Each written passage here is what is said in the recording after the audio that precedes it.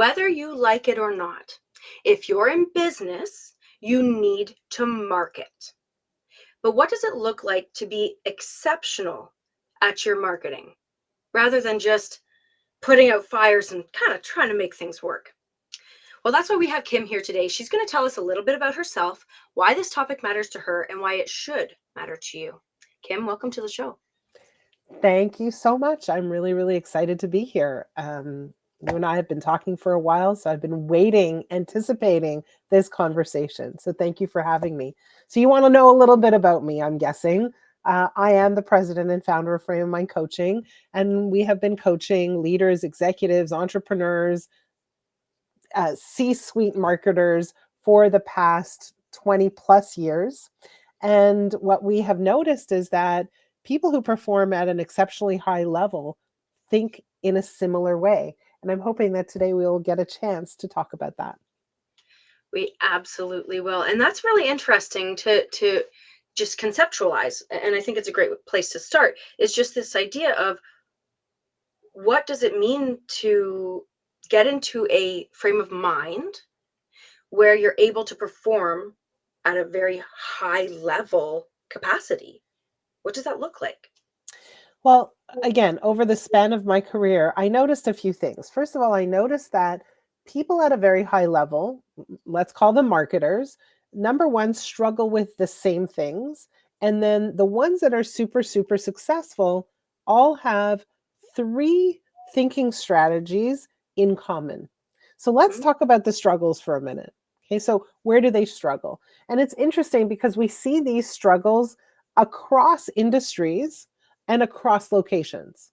So what are they? Number one is that we find that people in very high positions struggle with isolation. So they have a team around them, they have people that they can delegate to, but they don't always feel like they can totally be honest and open, transparent, and vulnerable with the people around them. They can't share perhaps their worries, their fears, their doubts, right? So they feel like they're holding this heavy load of responsibility on their shoulders alone, and there's nowhere really to deposit that. There's nowhere really they can go and completely open up and be themselves. So number one is isolation. Mm-hmm. Number two is that we see that these people tend to have friction with other humans. That could be professional, that could be personal.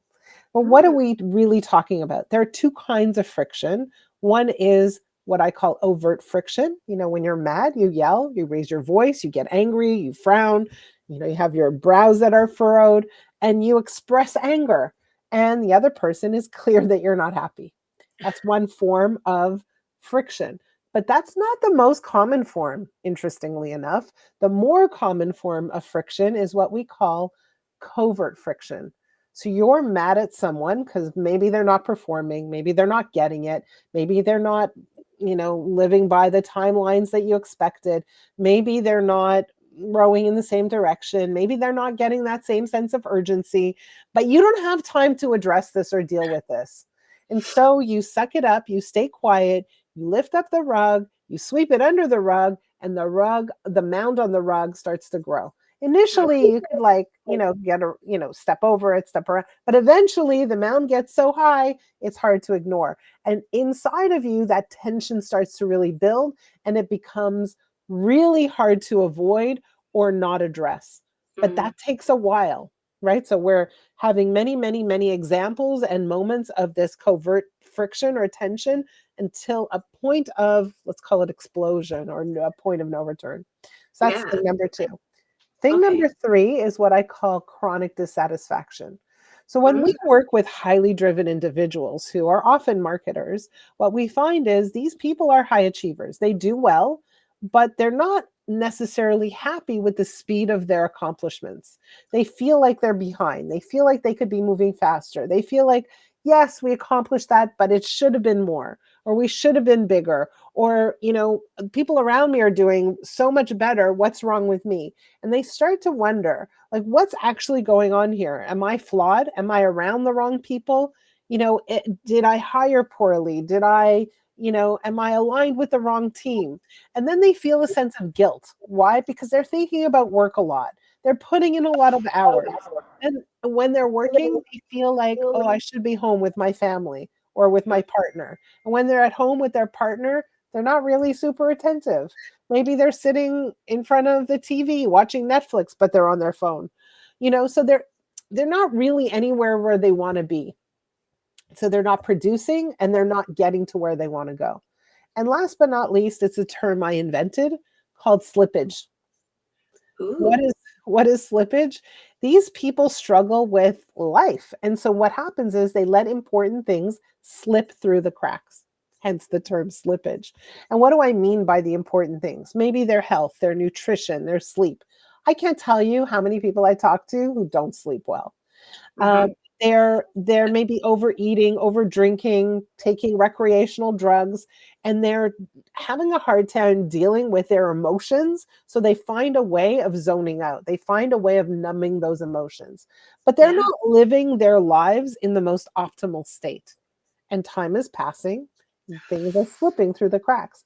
So those are the 4 areas of struggle. Quick question: any of it resonate?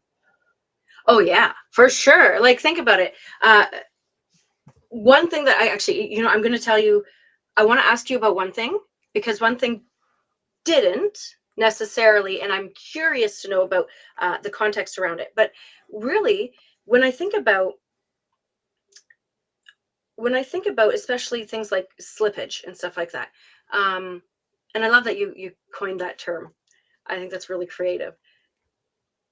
For those types of things, from a human point of view, from a psychological point of view, we're looking at coping mechanisms truly that are ineffective, right? And so, like, I just feel like I just wanted to bring to the forefront the fact that that opens the door to so many other conversations that we're going to probably need to touch on, but maybe not dive into. The second thing that I wanted to note was the friction. I'm curious because that's the only one that I was like, oh, okay. Like, what does this look like? So the anger thing, I'm not typically an angry person. I'm an advocate. If you go and say something that causes harm or is hateful, I will voice. I will absolutely speak out. But then you started talking about this subtle friction, sweeping Covert. it under the covert friction, sweeping it under the rug, right? And I was thinking, this is something that oftentimes is talked about will build. Oh, I just lost the word. I was thinking it this whole time. Resentment. Resentment. Resentment. That's the word. So it'll build resentment. But I'm curious, is that only in a team dynamic, or is that something that you can almost build within yourself? And the reason I ask that is because a lot of our viewers and a lot of the people who are in the world with me, and this also relates to the loneliness and the other points you made, they're solopreneurs. They don't really Yeah. have a team. They're not relying on somebody else who's like putting each of the straws on the camel's Yeah. back, so to speak. It's But them. but it can happen at home. It can Mm, happen with your spouse. It can happen with your children. It can happen when, right. your daughter or son, leaves a mess behind them. And Mm, instead of addressing it, you just clean up after them. Or you let it seep, right. So we're you know? talking about the very real fact, and I've been saying this for well over a decade, the very real fact that life and business are intricately intertwined. 100%. 100%. And so when we're talking about being good marketers, being effective, being exceptional, we need to make sure that we're looking at all that we're doing in life and business in a comprehensive sense so that we can bring our best or favorite self to the forefront. Exactly. So these are the areas that we see people struggling in. And now the Mm-hmm. question becomes, so what do exceptional marketers, how do they think? What are the thinking strategies that they have on a day-to-day basis in an active way? What does that look like? What does that sound like? So let's talk about that for a minute. So the first thing that we see is that exceptional marketers are always challenging their own beliefs. So they're asking themselves a very simple question. What do I believe to be true about this person, this problem, this situation, this marketing opportunity, whatever it is, right?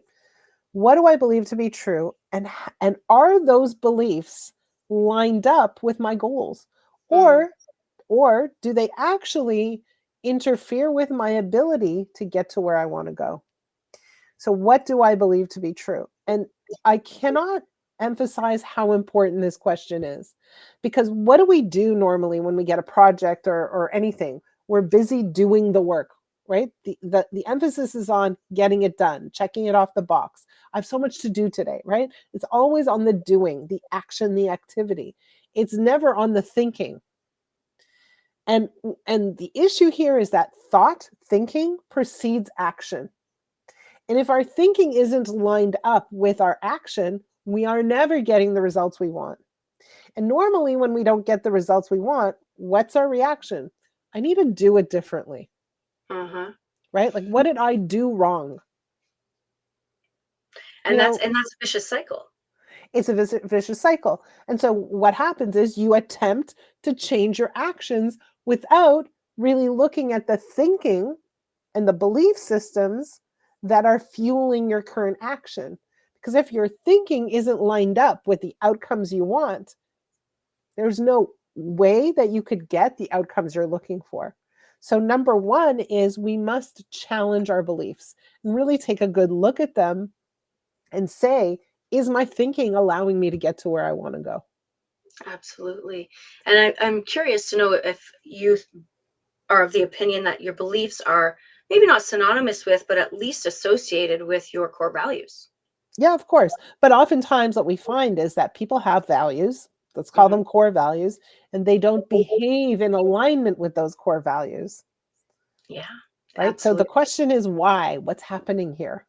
And so Yeah, on an where's that ongoing disalignment? basis, yeah, what we see is internal friction, but we also see people who are living with what I call cognitive dissonance. Right. So Yes. they're living in a way where they say, this is important to me, but I'm doing this. And these two things don't line up. So if I say, for example, I'll use this as example, my health is my number one most important thing, but then I'm sitting in my chair all day long because, I have work to do. Those two things don't line up. Yeah, absolutely. And you can validate those Right. excuses and 100%. Right. So I see. I have an internal conflict that I have to address somehow. Right. And that leads to the third problem we were talking about, that friction, except it's internal rather than situational. Internal. See Exactly. that? Yeah, So that's absolutely. that would fall under the chronic dissatisfaction component, right? So Yes, number one is they challenge their beliefs. Number yes. two is, and I'm going to say the term, and you're going to go, okay, that's not exciting and that's not new, but let's position it for you. Go on. Extraordinary marketers are resourceful. Again, you're like, okay, Okay. Yeah, that's exactly what I did. I said, okay, okay. But sure. here's the thing, is that they think about resources wildly different than the average Joe. Go So on. what does that mean? It means for them, they have an understanding that there is no shortage of resources. There is no shortage of talent. There's no shortage of time. There's no shortage of money. There's no shortage of help. There's no shortage. And not only is there no shortage, they do not have to be anyone special, anyone famous, anyone, high up on the chain to be able to access those resources. So they have a different relationship with resources. They are comfortable asking for help. They are comfortable asking for things that seem outrageous. They are comfortable seeing an opportunity and grabbing it and not feeling like I don't have the right to do that. I'm not entitled. So they feel a sense of, hey, I'm just as entitled as anybody else to access this thing. I don't have to have like a crown over my head in order to be able to access that. I needed to shut up for a minute because I was just about to do one of those, whoa, like, yeah, like I just scored, I don't know. Well, you will know. I won't be able to cite the year, but when Sidney Crosby scored the winning goal in the Olympics a few years ago, and he was like, like I was like, yes, that is it. And what you just said, I needed to shut up because I want to that. If you're watching this whole video, you will find that as a small motivational video somewhere in my feed, because that's amazing. And that is how I want to encourage not just marketers, and understanding that, of course, every business owner needs to be a marketer in some capacity, but not just marketers, but every human being to understand this concept. We are living It's in a world huge. of abundance. It's huge. It's huge. Absolutely. I actually just had a conversation with someone today, and we were speaking about visibility and public speaking. And we were talking about the different communities that we're a part of, and how I recently left a community because their the vibe, for lack of a better word, was very competitive. And I was, that doesn't seem quite right. And so then I joined a community and invested more of my time in the community where it was mutually More supportive. collaborative. It was this team. It was a team of speakers who individually wanted to advance themselves, but they equally wanted to advance one another. So if they, regardless of whether they were a good fit for something or not, if they knew somebody else was also, they would share it. And that's the idea behind this resilient marketing. I love it. What's number So 3? number 3 is that, and it's a very interesting thing because again, you're going to think that this is very obvious, but I do a lot of speaking, and one of the questions, and when I work with people, I ask them to journal in a private and secure online journal. But when I speak, I ask the audience to grab a piece of paper and a pen and write down the following 2 questions and spend 5 minutes answering these questions in writing in a journal format. So the question number 1 is, what do you really, really want more than anything? And question number 2 is, what's getting in the way? What's stopping you from having what you really, really want right now? Now, there are 2 reallys there for a reason. What is the reason? Is because usually when I ask somebody what they really want, they typically answer very quickly and they give you a standard answer, and they think about what they should want, what somebody else wants for them, and they think about it on a very, very surface level. And so this is a different kind of question. I'm asking you, what do you truly deeply want? Think about what you want that is outside of the expectations that the world puts on you. Think about what you want that is unrelated to what your spouse might want or your mother might want or what, everybody thinks you should want. What do you truly deeply want? And what I see is that probably half the room has no idea how to answer that question. They have never given it any thought. And maybe another quarter of the room answers with very tactical things, Mm-hmm. very materialistic things. Yeah. I And want to live, another I want a big small, house and a yeah, fancy exactly. car. And Yeah. another small portion of the room really, really gives it some thought, and they get clear about how they want to live their lives on a day-to-day basis. And they go deeper. And so what is it that these extraordinary marketers do? They know what they really, really want, and they focus on that. It's not an afterthought. It's not a thought that they have that comes up when Kim shows up in a room and asks them, right? It's something that they are aware of and have front and center in their minds on a daily, weekly basis. What is it that I want? And am I living my life to in order to have what I want? Right. Right? And Does that's this line up? Does this right. align? And what I love about what you just shared with us, both in the struggles and in the 3 amazing ways that exceptional marketers and exceptional business owners, exceptional people, the way they think that allows them to be exceptional. What I love about that is that you really rooted it and then gave us a direction, right? I think that that's a really powerful way to look at, to be a very powerful way to be reflective, Yeah. to be self-aware, to set yourself up for success. Part of the challenge of all of this, sorry, and I'm going to let you wrap up. Part of the No. challenges of all of this is that, and it's the human condition, we have a blind spot. We're not aware of this one relationship that is crucial. And it's the relationship between the way we think and what we do with that and the results we're getting. So we don't know how our thinking impacts what we do. We're simply unaware. And so for me, my job as a coach is to help you see, you in particular, like each individual in front of me, how your thinking is impacting you impacting your relationships, your leadership, your decision making, impacting your business, your life, your revenues, your health, all of it. That's what I'm here to do. And that's exactly what everyone needs. Whether you think you need it or not, sorry, you do. Everybody needs that. Everybody needs that support in restructuring their relationship with the way they think and how they behave. I think that's of utmost importance. Now, I feel like that was a really fabulous assertion that kind of puts the cherry on top already. However, based on our conversations in the past, I know that you are a wealth of knowledge. The well is deep with you, Kim. So if there's something else that you feel like our audience needs to hear today, I'm going to give you the chance to share it with them. But first, I want to remind our audience that these conversations happen every single week and that you get to be a part of it. Hit the bell, get notified, subscribe. When the next ones come around, you get to have the conversation with us. Leave a comment. We're not going anywhere. We've been around for a while, and we want you to be a part of this journey. This is how we can do that collaboration, moving ourselves forward, improving ourselves together. Now, with that, I'll get off my soapbox. Kim, please let the people know what they need to hear.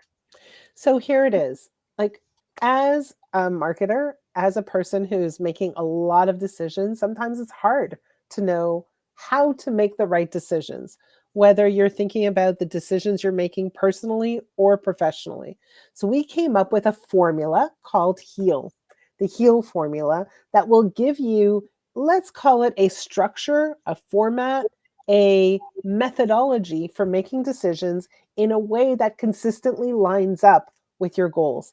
And I invite you to come and click the link or click the whatever, the little box there, whatever they're called, the QR code, that's it.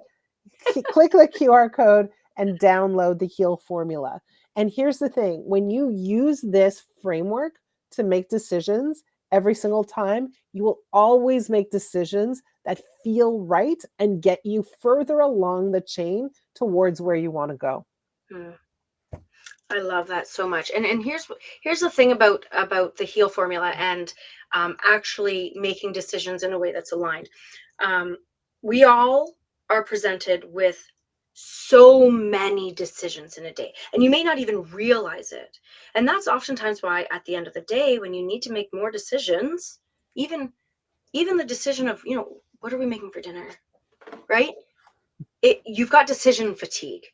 That's Yes. what that is. And it's a real thing, and it weighs heavily. If you can have a system by which to make decisions easier and lean into a more simpler way of living and being, why would you not? Yeah. So I encourage you. I know I'm going to crash the doors as soon as we're done chatting here. Right. I Amazing. encourage you to grab the HEAL formula and actually figure out, how can I make my decisions easier so that my day-to-day feels simpler? I'm going to give you a quick example before I let you guys enjoy the rest of your day. I wear leggings. If you're watching me right now, I'm showing you my leggings. I wear leggings every day. I made this one decision, a few years ago, so that I didn't need to choose my pants every day. That's one decision less that I have to do every day. And I'm telling you, it makes a huge difference in my morning routine. I know it sounds silly, but that's one way to shift the way you're thinking about your day-to-day and actually action your day in a way that feels aligned and easy. Because we And want to live comfortable, right? Leggings are so much more comfortable. Yes, comfortable, easy, relaxed. Get these shoulders away from your ears.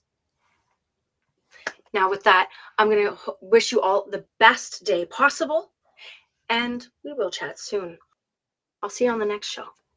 Bye.